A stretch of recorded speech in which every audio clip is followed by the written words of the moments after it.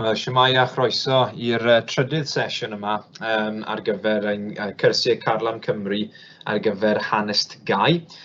Ffocws yr wythnosau diwetha wrth gwrs wedi bod uned 1, lle y 2 sesiwn nesaf nawr dyn ni'n mynd i symud ymlaen i edrych ar uned 2. A dyma'r rhan cyntaf o edrych ar uned 2. Felly, o ran strwythur y TGAU hynte gyda'r uned 2 yma, dyma'r astudiaethau manwl, sef hanes yn canolbwyntio ar Ewrop neu'r byd. A fel arfer, yn y byd cyn Covid wrth gwrs, fel yr arfer, bydde hwn wedi bod yn cynnwys 25% o'r cymhwyster. A dyma'r opsiynau sydd ar gael ar gyfer uned 2 a'r astudiaethau manwl yma, sef eich 2A chi, Rwsia mewn cyfnod o newid 1905 i 1924. 2B, yr Unol Daleithiau America, Gwlad Gwahaniaethu 1910 i 1929. 2EC, yr Almaen mewn cyfnod o newid 1919 i 1939. Ac yn ola 2ECH, sef newidiadau yn Ne Affrica 1948 i 1994. A rein siŵr o fod yr hen pynciau glasurol sydd wedi cael ei addysgu ar lefel TGAU, ond dim ond nawr dyn ni cael dewis un allan o'r opsiynau yma. Ac felly, o ran y maes llafur sydd yn disgwyliedig i chi i gadw ar ben ac i ddysgu yn ystod eich cyfnod o wneud uned 2 wrth gwrs, pan dyn ni'n edrych ar Rwsia mewn cyfnod o newid. Mae'r opsiwn hynny yn tracio am fywyd cyn y chwyldro ei hun yn 1917, yn edrych ar ôl wedyn y canlyniadau oedd y chwyldro wedi cael. Felly o ran gronoleg neu llinell amser y peth, wrth gwrs yn tracio 1905 i 1924. Felly o ran y maes llafur ei hun, ydych chi'n gallu gweld fyna. Dyn ni'n tracio yn y ran cyntaf o'r uned, sef Rwsia hyd at 1917, a beth oedd y prif problemau oedd yn wynebu Rwsia rhwng 1905 ac 1914, sef y chwyldro cyntaf yn 1905, reit at y pwynt lle mae gyda ni dylanwad Rasputin. Yn ail, mae gyda ni effaith y Ryfel Byd Cyntaf. Wrth gwrs, dim ond am 2 flynedd oedd Rwsia ynghlwm gyda'r Ryfel Byd Cyntaf, sef o 1914 i 1917. A bydd yn edrych ar sut wnaeth y Ryfel Byd Cyntaf effeithio ar Rwsia, sef dechreuadur ryfel llwyddiant y fyddin ar y dechrau, ond wedyn ni y driwiad ar ôl hynny a caledu cynyddol oedd adref yn Rwsia yn ystod y cyfnod a wedyn gwrthwynebiad i'r rhyfel. Sy'n arwain at wedyn ni y chwyldroadau ei hun yn 1917, a beth oedd y prif nodweddion a chanlyniadau rheini. Wrth gwrs, mae gyda ni prif digwyddiadau chwyldro Chwefror 1917. Y SAR yn golli yr orsedd ac ati, a wedyn chwarae mewn i chwyldro Hydref 1917 gyda rolau Lenin a Trotsky. Yn olynol i hynny wedyn ni, y Ryfel Cartre yn 1918 i 1921, sef beth oedd y prif datblygiadau yn Rwsia yn ystod y Ryfel Cartref, sef yr achosion, yr ymyriad grymoedd tramor ac ati, rôl y byddin gwyn a'r byddin goch, a wedyn y llofruddiad y teulu brenhinol. Yn arwain o hynny gyda diwedd y Ryfel Cartre, mae gyda ni syniadaeth Lenin am gyflwyno'i bolisïau economaidd newydd a oedden nhw'n llwyddiant neu beidio, felly byddwch chi gorfod edrych ar cyflwr Rwsia 1920, effeithiau comunyddiaeth ac ati, ar Rwsia newydd oedd Lenin eisiau ei greu. A wedyn bywyd yn Rwsia ar ddechrau'r cyfnod y comunyddion, so sut a wnaeth Lenin llwyddo i sefydlu gwladwriaeth gominyddol, sef trefniadaeth y blaid ei hun, rôl y Comintern, Chequer, arswyd coch, a rôl propaganda a sensoriaeth. Ac yn ola, pwysigrwydd Lenin ei hun. O ran beth oedd cynhysgaeth Lenin i Rwsia, sut oedd e wedi dylanwadu ar y gwlad. Yr opsiwn arall, wrth gwrs, yw edrych ar America neu'r Unol Daleithiau, gwlad gwahaniaethau 1910-1929, lle mae'r meysydd llafur yma bach yn wahanol, lle o ran y cwestiynau allweddol. Yn gyntaf yn America, dyn ni'n edrych ar y broses o mewnfudo, a sut oedd mewnfudo wedi dod yn bwnc llosg neu'n bwnc pwysig yn gymdeithas Americanaidd, sef i ddechrau off y polisïau drws agored, lle mae mewnfudwyr yn cael dod mewn i'r gwlad, ond wedyn ni'r broses yn i'w arafu mewnfudo mewn i'r gwlad, y twf yn xenophobia, y bygythiad coch, a wedyn yn diweddu gyda'r achos Sacco a Vanzetti. Yn ail, crefydd a hil yn America, sut oedd anoddefgarwch crefyddol a hiliol wedi digwydd neu wedi esblygu yn y cyfnod yma yn America, sef ffundamentaliaeth grefyddol ac ardal y Beibl, prawf mwnci, deddfau Jim Crow a'r gweithredoedd y KKK, a'r ymateb wedyn ni pobl ddi sef i fido, sefydlu'r NAACP a'r UNIA. Yn drydydd, trosodd y llygredd, a'i degawd o droseddu cyfundrefnol a llygredd oedd yr 1920au, a'r resymau dros gyflwyno y gwaharddiad, prohibition, bywyd yn ystod y cyfnod hynny a gorfodi'r gwaharddiad, Al Capone ei hun, cyflafan dydd San Ffoland, a wedyn ni llygredd ar lefel llywodraethol gyda Harding, yr Ohio Gang, a scandal y Teapot Dome.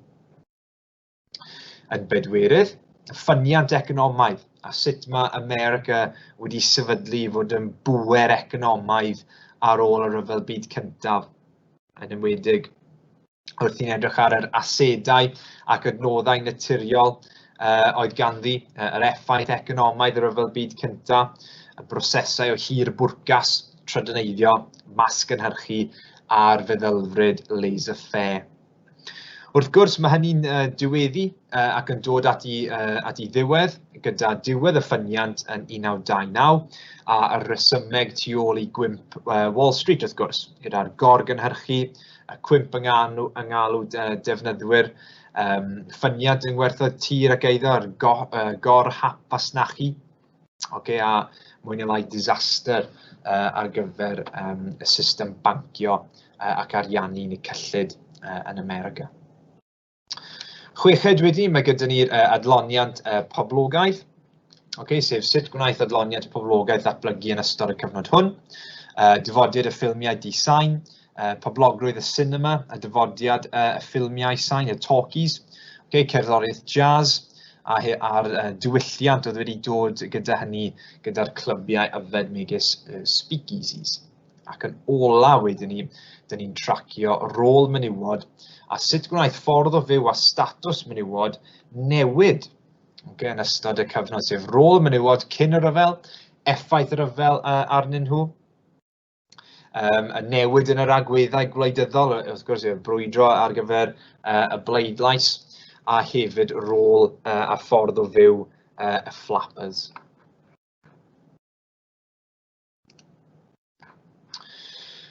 O ran yr Almaen wedyn ni, yr hen gwrs clasurol, i rhain ohonych chi falle sydd â brodyr y chwiorydd sydd wedi gwneud y pwnc yn gynt, lle dyn ni gweld yr Almaen mewn cyfnod y newid 1919-1939. A tu fewn y maes llafur yma, dyn ni'n tracio diwedd y Ryfel Byd Cyntaf reit at pan oedd y Natsiaid mwy neu lai ar ei uchafbwynt o ran pŵer, nid jyst yn yr Almaen, ond o ran polisi tramor hefyd. Felly yn gyntaf yna, mae ydych chi'r effaith y Ryfel Byd Cyntaf, y pa sialensau neu heriau oedd yn gwynebu y gwriniaeth Weimar rhwng 1919 ac 1923. Felly effaith y cytundeb Versailles wrth gwrs, gwendidau y llywodraeth Weimar, sawl pwtsh a fi ar ôl hynny, neu sawl gwrthryfel oedd wedi cael ei ysgogi, hyd at wedyn digwyddiadau meddiant y rŵr gan Ffrainc yn 1923, Ffrainc a Belg wrth gwrs. Yn ail, mae gyda ni adferiad faima ei hun, a pam cafodd y blynyddoedd Stresemann ei ystyried yn oes air, sef i gynlluniau neu bolisiau fe o adferiad ar ôl y gorchwyddiant, i gynlluniau Dawes a Young, y Pact Locarno a cydberthynas gyda'r Cyngrair y Cenhedloedd. Paul to the main office, please. Paul to the main office. Diolch. A buddsoddiad o ran lle mae yr Unol Daleithiau wedi bod yn hapus i fuddsoddi yn yr Almaen yn ystod y cyfnod a datblygiadau cymdeithasol a gwleidyddol. Wedyn ni, mae dyn ni diwedd Gweriniaeth Faima, sut a pham gwnaeth Gweriniaeth Faima dymchwel rhwng 1929 ac 1933. Wrth gwrs, cwymp Wall Street wedi cael effaith negyddol iawn ar Gweriniaeth Faima, lle mae America wedi gofyn nôl am yr holl benthygiadau. Mae'n dirwasgiad yn y Gweriniaeth, a pobl yn troi at bleidiau mwy eithafol yn ystod y cyfnod yma. Wedig y Natsiaid, wrth gwrs, lle dyn ni gweld tyfiant y Natsiaid fel grŵp gwleidyddol, rôl yr SA neu'r Sturmabteilung, propaganda a'r eithafiaeth a'r cynllwynio gwleidyddol oedd wedi digwydd. Ar ôl hynny, mae gyda ni'r broses o atgyfnerthu grym, lle mae'r Natsiaid wedi ennill sawl sedd yn y Reichstag ar ôl sawl etholiad, lle maen nhw wedi yn atgyfnerthu hynny. Dyn ni'n gweld Hitler yn dod yn ganghellor, mae ni tan y Reichstag, a'r etholiad a'r deddf galluogi 1933, a noson y cyllell hirion, lle mae Hitler yn consolideiddio i bwerau.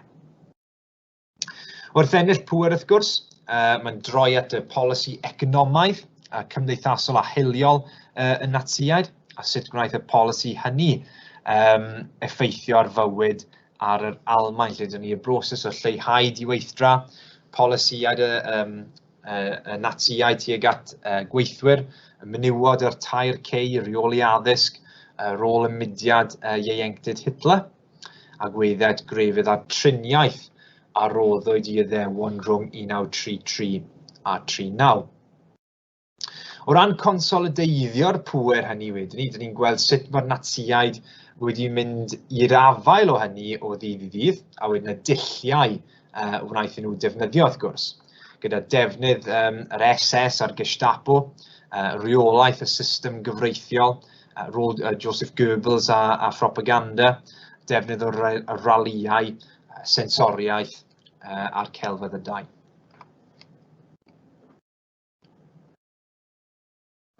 Ac yn ola, mae gyda ni polisi tramor Hitler, sef pa ffactorau wnaeth arwain at ddechreuad y rhyfel yn 1939.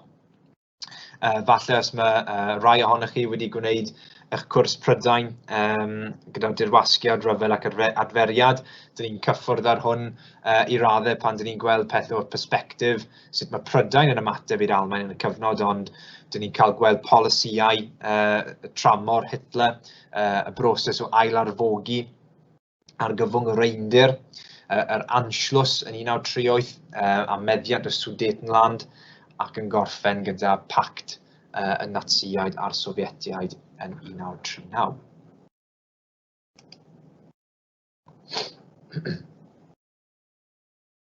Ac yn bedwerydd, mae gyda ni'r newidiadau yn Ne Affrica 1948 i 1994. Felly, o ran y maes llafur y cwrs De Affrica, dyn ni'n gweld dyfodiad y system apartheid hyd at i ddiwedd yn 1994.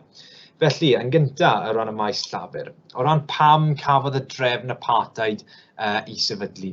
Edrychir ar De Affrica yn 1948, canlyniadau'r etholiad allweddol yn 1948, y prif deddfau apartheid, beth oedd y newidiadau o dan Llywodraeth Ferford a'r mamwledydd hunan lywodraethol a'r Bantustanau.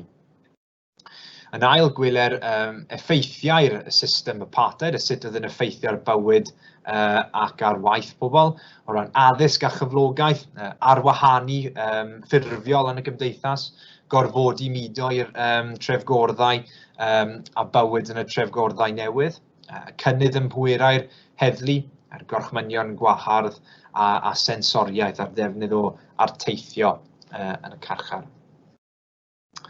O ran sefydlu apartheid wedyn, wrth gwrs, mae gyda ni'r brosesau o wrthwynebiad i apartheid yn Ne Affrica.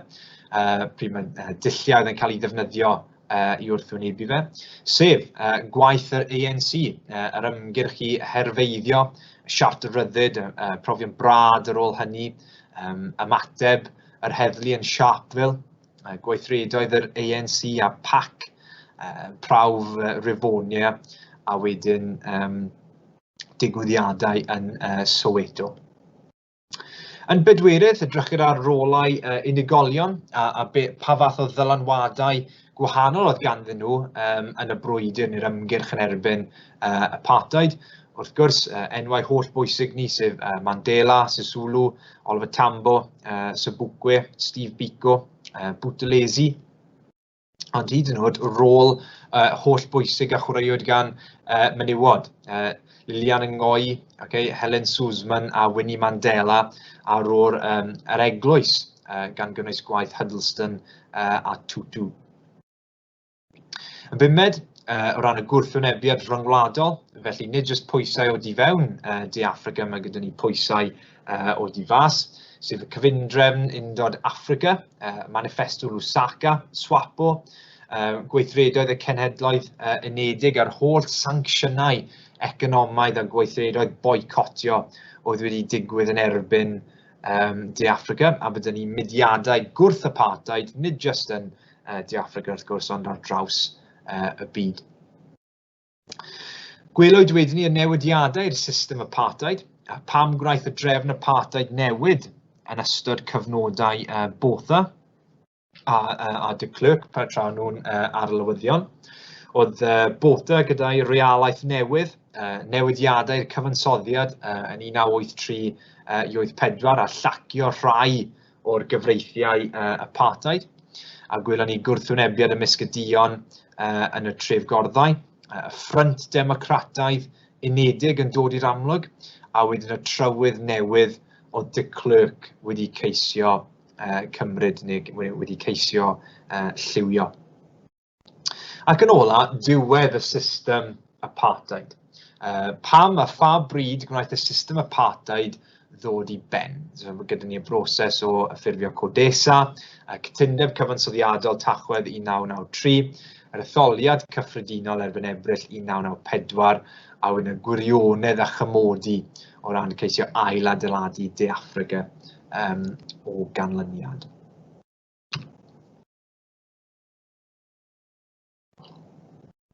Felly, mae adnabod eich maes llafur chi yn un peth, ond wedyn mae'n holl bwysig i geisio adnabod y papur, hynny yw, beth mae'r cwestiwn yn gofyn i chi, a beth yw bachyn y cwestiwn ydych chi'n ceisio ateb. Felly, mae'n holl bwysig i chi cael y ffocws hynny gyda'ch ymatebion chi yn eich asesiadau beth chi'n gwneud siŵr o fod ar ôl pasg, yw i adnabod yn gyntaf beth yw iaith y cwestiwn, beth mae'r cwestiwn wir yn gofyn i fi. So os edrychwn ni ar gwestiwn 1 myna, lle mae'r cwestiwn 1 wastod mynd i roi ffynhonnell i chi. Ac yn y ffynhonnell, siŵr o fod fe gewch chi llun neu cartŵn neu darn bach o ddarllen, a mae rhaid i chi astudio hynny, a fel arfer, ydych chi'n cael y ffynhonnell, a ydych chi'n mynd i gael yr awduraeth o dan hefyd.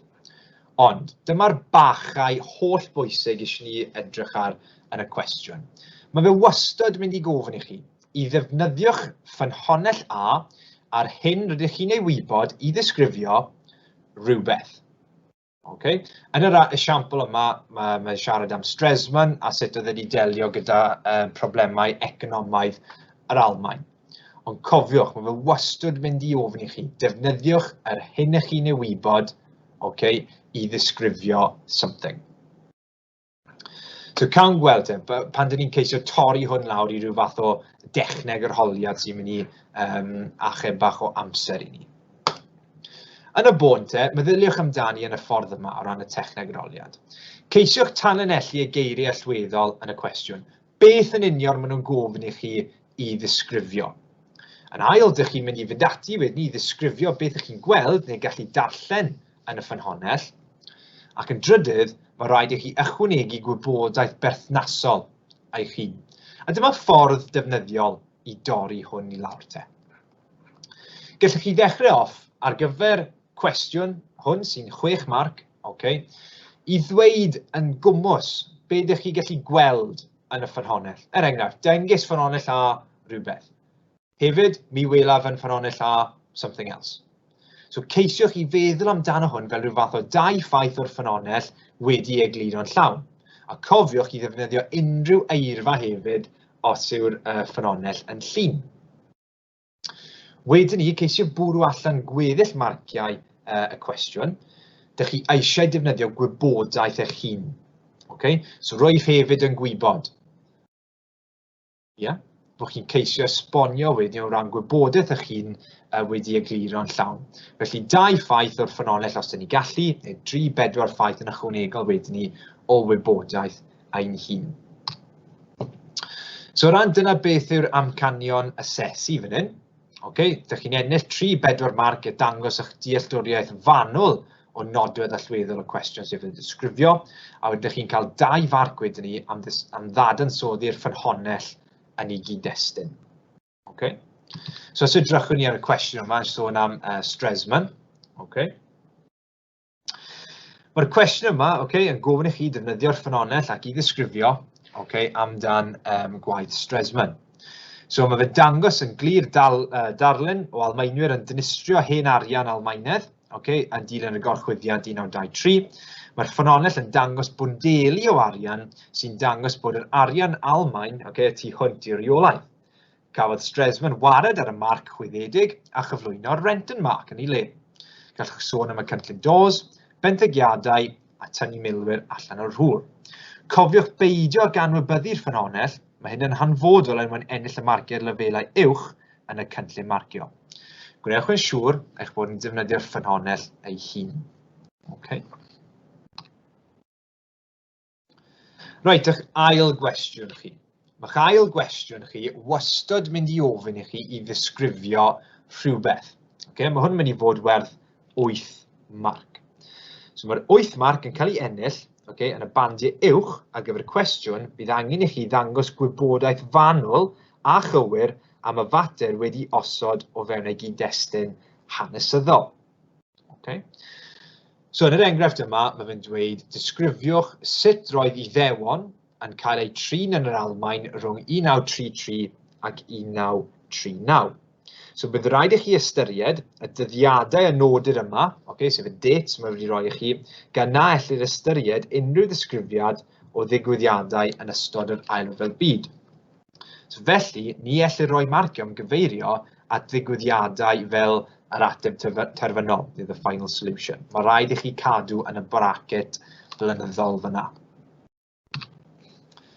Felly, geisio dorri hwn lawr eto o ran y techneg arholiad.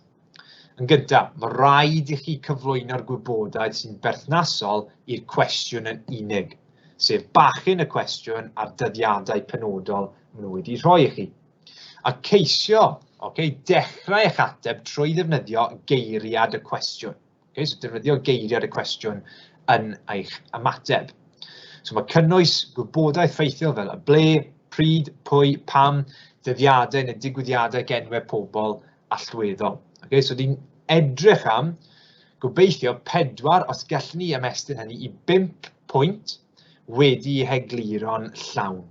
So mwy o manwl dyn ni gallu bod i'r uchelaf bydd y marc. A dyna'r amcanion asesu fyna. So di'n edrych am y band top yna, sef y band 3, yn dangos gwybodaeth fanwl i ddisgrifio'r mater yn llawn ac yn y cyd-destun hanesyddol priodol. Felly, o ran maes llafur y cwestiwn yma, amdan triniaeth yr Iddewon, gallwch chi wedi nodi y canlynol bod yr Iddewon wedi ei herlyn ar unwaith ar ôl i'r Natsïau dod i rym, oherwydd ei ideoleg hiliol y Natsïaid. Gallwch sôn am y boicot yn erbyn siociau, caffis a busnesau Iddewig yn 1933. Gallwch sôn fod nifer o gyfreithiau wedi pasio, enghraifft y cyfreithiau Nuremberg, mwyn rheoli ac erlyd Iddewon a oedd yn byw yn yr Almaen. A gellir roi enghreifftiau o erledigaeth, enghraifft Kristallnacht, elwyd noson torri'r gwydr 1938. Y pogrom oedd hwn arweiniodd at farwolaeth cannoedd o Iddewon a charcharu miloedd. Cafodd tua 100 o Iddewon eu lladd ac yn fonwyd 20,000 i wersytloedd crynhoi. Llosgwyd synagogau ymfudodd llawer o Iddewon o ganlyniad i'r erledigaeth. So, y marc yr oedder am y cwestiwn hwn yn adlewyrchu faint o wybodaeth gywir a pherthnasol rydych chi wedi ei roi. Okay. So, yna'r cwestiwn 2 i chi. Cwestiwn 3 wedyn ni, eto, wastad mynd i fod yn gwestiwn ffynhonnell. Okay, lle mae'r ffynhonnell yn cael ei roi i chi. A bachyn y cwestiwn tro yma yw i edrych ar bwrpas y ffynhonnell. Eto, mae hwn wastad mynd i fod yn 8 marc. Felly, fe gewch chi beth yw pwrpas y ffynhonnell. Yn yr esiampl yma, mae dyn ni poster sydd yn edrych ar rôl menywod. So, dyma beth a ofynir yn y cwestiwn yma. So, gyda 8 marc, dadansoddi a gwerthuso'r pwrpas mwyn llunio barn wedi ei chyfiawnhau. So, ydych chi'n mynd i cael marciau am ddangos y dealltwriaeth o'r cyd-destun hanesyddol ac ymddadansoddi'r awduraeth, the authorship. Popeth ydych chi'n gweld yn y square brackets ar ôl y ffynhonnell. Mae rhaid i chi siarad amdan neu sôn neu dadansoddi hynny. Mae angen i chi hefyd ystyried y cynulleidfa sydd yn cael ei dargedu gan y ffynhonnell mwyn gwerthuso pwrpas y ffynhonnell yn llawn. Felly, o ran y techneg arholiad yn gyffredinol. So, ni'n gwybod mae'r ffynhonnell mynd i fod yn ei gynradd, ond mae'n gallu fod yn llun neu darn o ysgrifen hefyd. So, mae pwrpas arbennig wastad mynd i fod iddo, a mae eisiau chi feddwl nawr am sut i egluro hynny. Syniad da i feddwl amdan hwn, yw i drefnu neu dorri lan eich ateb i P a C. Sef, 1, i sôn am bwrpas y ffynhonnell, a dweud, pwrpas y ffynhonnell yw i ddangos something, neu mae pwrpas y ffynhonnell yw i gyfleu neges o rhywbeth. Mae rhaid i chi sôn am awdur y ffynhonnell a bwriad yr awdur hynny, sef yr awdur yw rhywbeth neu rhywun. Pwrpas nhw yw i wneud rhywbeth. A byddai am gwneud neu pwrpas nhw amdan hynny. Mae'r awdur yn dieddol ac mae'n trial gwneud beth o ran i pwrpas. Y C cyntaf yn P a C yw i sôn am gynulleidfa'r ffynhonnell. Hynny yw, pwrpas targedu y cynulleidfa yma yw, neu beth bynnag, neu pwrpas targedu y cynulleidfa ar gyfer y ffynhonnell hyn oedd, enghraifft. A wedyn ni, y C ola sef ceisio setio ffynhonnell yn y cyd-destun cywir. Pwrpas y ffynhonnell yw o ran y cyd-destun, oherwydd y flwyddyn yma roedd rhywbeth wedi digwydd, neu roedd rhywbeth angen digwydd. Yn y cyfnod yma o ran y cyd-destun, o'r person penodol, rhywbeth penodol wedi digwydd, neu bod y ffynhonnellau yma'n trial gwneud rhywbeth yn ystod y cyfnod. So, o ran y cyd-destun hynny, ceisiwch meddwl beth sy'n digwydd o gwmpas y dyddiad maen nhw'n rhoi i chi yn y ffynhonnell. A felly o'r amcanion asesu, mae dyn ni split weddol hafal fan hyn ar gyfer y band 3. 4 marc, yn dangos dealltwriaeth fanwl iawn o'r cyd-destun hanesyddol, as in what is going on o gwmpas y dyddiad hynny, ac wrth ddadansoddi ac i werthuso pwrpas y ffynhonnell yn llawn. So, mae'n dod i farn wedi chyfiawnhau am bwrpas y ffynhonnell. So, os edrychwn ni ar y ffynhonnell yma, sef, gallwn ni dadansoddi y pwrpas ffynhonnell trwy ddefnyddio i gynnwys eu cyd-destun, achos mae poster propaganda yn Natsiaid yw hwn. So gan mai poster Naziaid yw ni'n gwybod taw brif bwrpas neu cynulleidfa targed oedd i annog pobl yr Almaen i gefnogi'r Naziaid yn etholiad mis Gorffennaf 1932. So dyna lle dyn ni'n dod mewn am gwaith cyd-destunol ni, sef beth sy'n digwydd o gwmpas 1932. So mae wedi cael ei greu ar adeg pan oedd diweithio torfol yn yr Almaen wedi achosi gan y dirwasgiad, eto dwi'n cyd-destun i fyna, ac erbyn 1933 oedd 6 miliwn yn ddiwaith yn yr Almaen.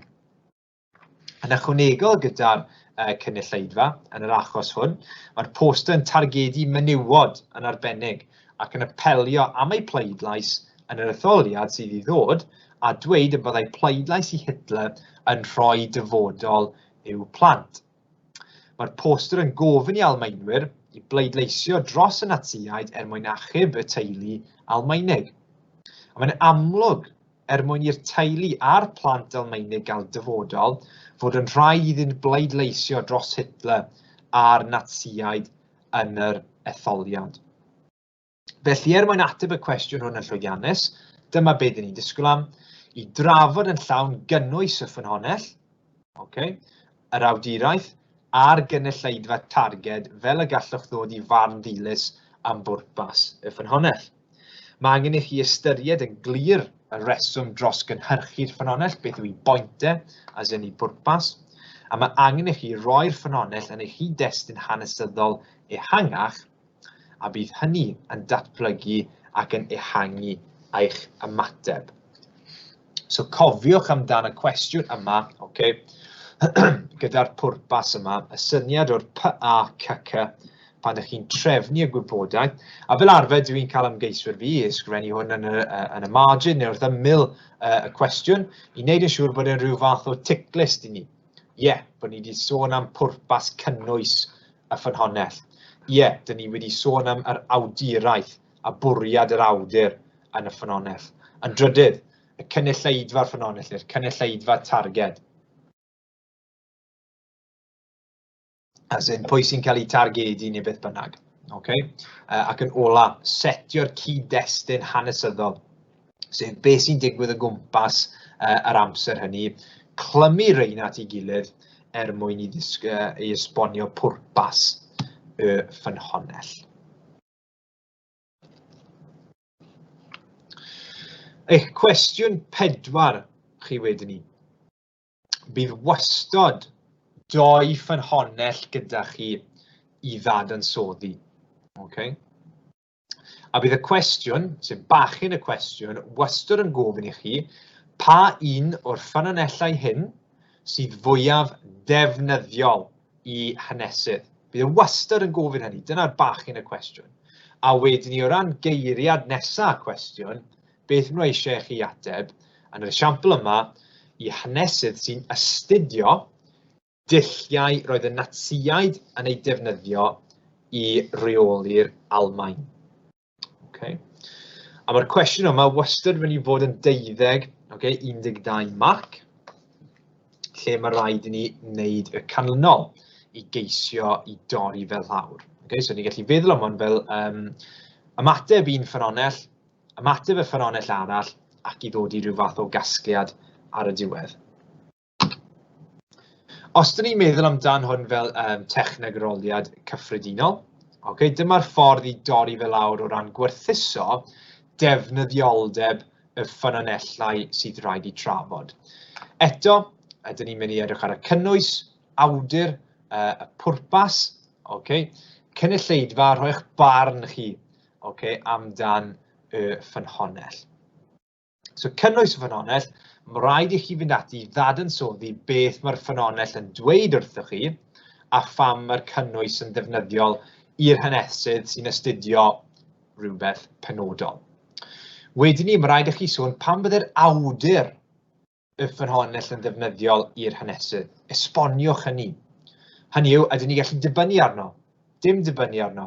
Ydw i'n llygad-dist neu beidio. Beth yw'r cryfderau? Beth yw'r gwendidau o ran yr awduraeth i'r hanesydd?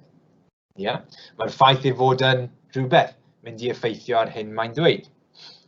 Esboniwch wedyn ni pwrpas y ffynhonnell. Sef mae'r ffynhonnell wedi cael ei greu ar gyfer rhywbeth penodol. Ydyw e'n boster, dyddiadur, erthygl papur newydd.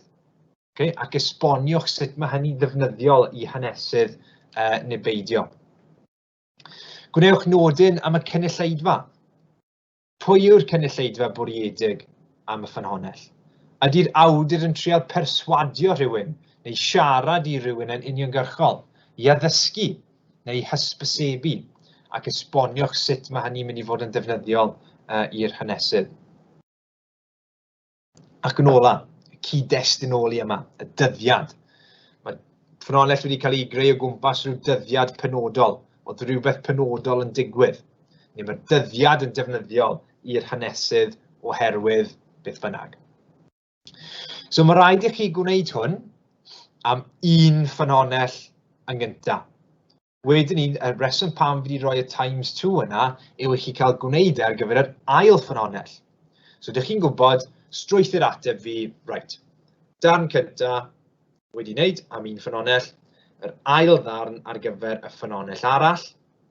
Ceisiwch cadw cydbwysedd eich ateb bod chi ddim yn siarad am un ffynhonnell yn fwy na'r llall, ond y peth pwysica, dewch i gasgliad clir a dan defnyddioldeb y ffynhonnellau, os ydych chi'n teimlo mae un yn fwy defnyddiol na'r llall. So gwnewch hynny'n amlwg i'r aseswr sy'n marcio eich gwaith chi. A dyna'r amcanion asesu sydd wedi cael ei osod allan fyna i chi, sef amcan asesu 1, bod chi'n dangos eich dealltwriaeth fanwl o nodwedd allweddol y cwestiwn. Okay. Ac yn ail wedyn ni'r amcan asesu 3 yna, mae defnyddioldeb cymharol y ffynhonnellau yn cael ei ddadansoddi a'i werthuson llawn. Mae cynnwys ac awduraeth y ffynhonnellau yn cael ei dadansoddi mwyn llunio barn glir wedi ei chyfiawnhau o fewn y cyd-destun hanesyddol priodol.